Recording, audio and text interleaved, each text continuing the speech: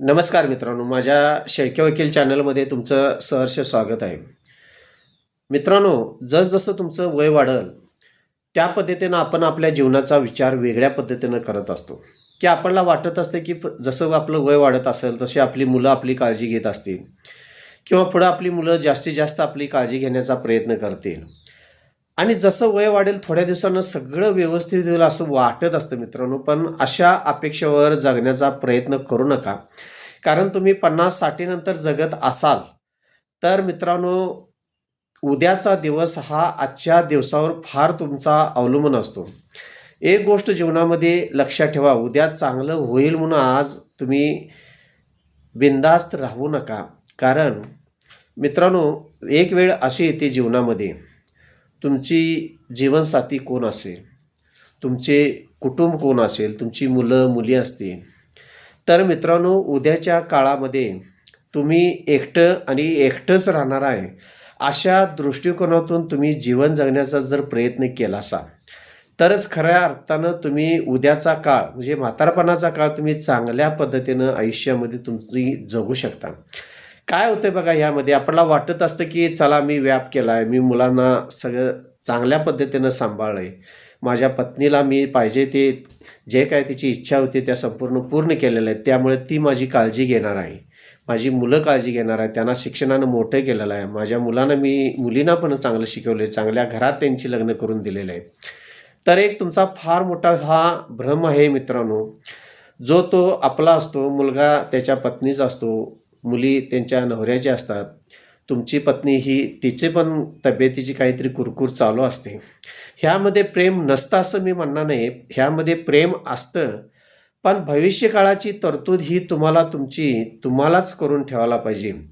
तुम्ही जर ह्या गोष्टीशी अनभिज्ञ राहिला असाल, तर उद्याच्या काळामध्ये तुम्हाला त्रास होण्याची का शक्यता असते? तर मित्रांनो, सगळ्याच गोष्टी जर तुम्ही सोडून द्यायला शिकला असाल, तर त्याचा पश्चाताप उद्याच्या काळामध्ये होतो आणि त्यावेळी तुमच्याकडं कोणतीही गोष्ट नसते. आणि त्यावेळी असं समजून येतं की कदाचित मी थोडंसं कसं ना पैसे साठवायला स्वतःसाठी पाहिजे होतं. कारण कोण कुणाचं कधी नसतं कळून येतं. ज्यावेळी तुमच्याकडं थोडंफार जीवन जगत असताना पैशाची कमी असेल, तर मित्रांनो तुमच्याकडं पैसा हा फार महत्त्वाचा आहे. कारण उद्याचं तुमच्या म्हातारपणी काळात थोडं का असेना तुम्ही स्वतःसाठी सुरक्षितता म्हणून तुम्ही तुमच्याकडे पैसे ठेवणं गरजेचं आहे. असं मी म्हणणार नाही की कुटुंबापासून तुम्ही थोडंसं बाजूला येऊन पैसे साठवून ठेवा. पण तुम्ही तुमचं आयुष्य जे काय आता कष्टातनं काढलेलं आहे, त्रासातून काढलेलं आहे आणि एक संकटाला तोंड देऊन तुम्ही तुमचा मार्ग चांगल्या पद्धतीनं आतापर्यंत काढत आलेला आहात. तसंच सुखी, समाधानी आणि समृद्धी तुम्हाला पुढील म्हातारपण काढायचं असेल, तर तुम्ही तुमच्या नावावर थोडं कसना रक्कम हातच्या राखून तुम्ही राहिली पाहिजे. अन्यथा पुढील भविष्य काळामध्ये कोणत्या धोक्याला तुम्हाला सामोरं जायला हे सांगता येत नाही मित्रांनो. त्यामुळं उद्या सुखच आहे, 100% सुख आहे. मागत असताना सुखच मागा आणि 4 पैसे तुम्ही तुमच्या सुरक्षिततेसाठी ठेवणं हे मित्रांनो फार गरजेचं आहे. त्याचबरोबर फार महत्त्वाची गोष्ट आहे मित्रांनो, तुमच्याकडं जे काही बॅलन्स तुमचा असेल किंवा तुमच्याकडं जी काही तुमच्याकडे ताकद असेल, वेळ असेल, पैसा असेल, तुमचे विचार असतील, अनेक प्रकारे तुमच्याकडं धन, दौलत, संपदा, अनेक प्रकारचे विचार असतील, तुमची प्रेस्टीज असतील. मित्रांनो, ह्या सगळ्याच गोष्टी तुम्ही समाजासाठी देऊ नका. कुटुंबासाठी असेल किंवा इतर कोणी असेल, तर संपूर्ण तुम्ही तुमच्या आयुष्यामध्ये रिकामं होऊ नकोसा. कारण काय होतं, एकदा तुम्ही पूर्णपणे रिकामं झाला असं समजलं, की तुमच्याकडं कुणीही येणार नाही. मग तुमचं कुटुंब असू दे किंवा समाज असू दे.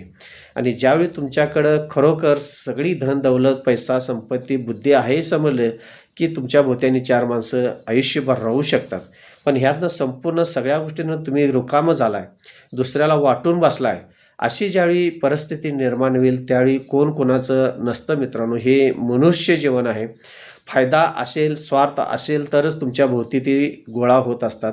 तुमच्याकडं कोणत्याही प्रकारचा स्वार्थ नसेल, फायदा नसेल, तर ही लोकं बदलायला फार वेळ लागत नाही. त्यामुळे मित्रांनो, जे काही तुमच्याकडं आहे ते जास्तीत जास्त तुम्ही जवळ बाळगण्याचा प्रयत्न करा. इतकं जवळ बाळगा, कमीत कमी सगळंच वाटून ठेवू नकोसा, सगळंच वाटून रिकामं होऊ नकोसा. कारण माणसाचा स्वभाव फार विचित्र आहे. असतील शिते तर जमतील भुते.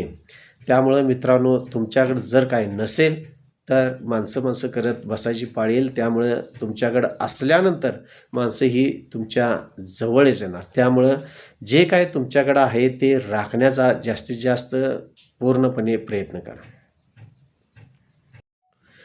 आणि मित्रांनो, आपण अशा स्टेजला येऊन थांबलेलो असतो की जीवनामध्ये काही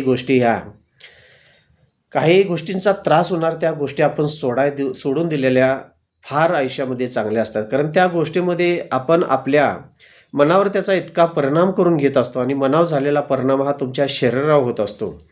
त्यामुळं ह्या वयात राग, त्रास, भांडण, तंटे किंवा एखादे ग्रस्त त्रासदायक होणार आहे, अशा गोष्टी करायच्याच नाहीत आणि करूच नकोसा. कारण काय होतं मित्रांनो, ह्या गोष्टी ज्या आहेत ह्या तोट्याच्या आहेत. हे आता आपलं वय आहे की कोणत्या गोष्टी तोट्याच्या आणि कोणत्या गोष्टी फायद्याच्या आहेत.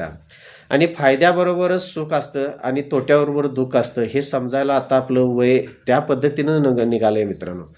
त्यामुळं जीवनामध्ये त्रास, राग, भांडणतंटे, वाद, कुठल्याही प्रकारचं चिडचिड, ह्या सगळ्या गोष्टी ज्या काही गोष्टी घडलेल्या आहेत त्या पूर्णपणे सोडून देऊन चांगल्या पद्धतीनं आपण पुढचं आयुष्य कशा पद्धतीनं जगता येईल ह्याचा आपण मित्रांनो प्रयत्न केला पाहिजे. तरच तुम्ही अशा गोष्टीपासून सुखी आणि समाधानी राहू शकता. आणि अशा वेळेस काही निर्णय हे महत्त्वाचं घेणं गरजेचं असतं मित्रांनो. कारण आपण आपलं जीवन जगत असताना फार महत्त्वाची गोष्ट कोणती असेल तर अशा वयामध्ये आपण कुणाचं ऐकलं पाहिजे, कुणाचं ऐकलं नसलं पाहिजे, कुणाचा सल्ला घेतला पाहिजे, कुणाचा सल्ला घेतला नसला पाहिजे.